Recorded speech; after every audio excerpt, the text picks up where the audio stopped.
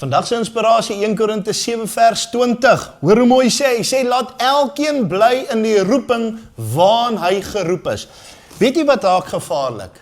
Wanneer jy begin wil leef in 'n roeping wat nie joune is nie. Wanneer jy wil uitgee vir iets wat jy nie is nie. By geleentheid werk ek by 'n kerk en ek's besig om 'n geyser uit te haal onder 'n wasbak, want ons het net gevoel is onnodig, ons het hom nie daar nodig nie. En nou kom hier een oomie, hy was 'n elektriesien sy lewe lank en hy sê nee, wag, ek wil jou gou sê hoe.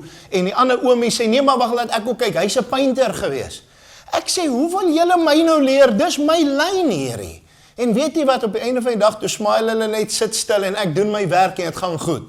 Maar wanneer ander mense hulle wil uitgee vir iets wat nie hulle sin is nie, is wanneer moeilikheid kom. As God jou geroep het in 'n roeping, bly in jou baan. Bly in jou baan, doen waarvoor God jou geroep het. Bly in jou roeping. God het jou geroep daarvoor. God het ander mense geroep vir ander goed. God het ander mense geroep vir ander aanvullings. Jy moet bly waarvoor God jou geroep het. Mag die Here u seën. Amen.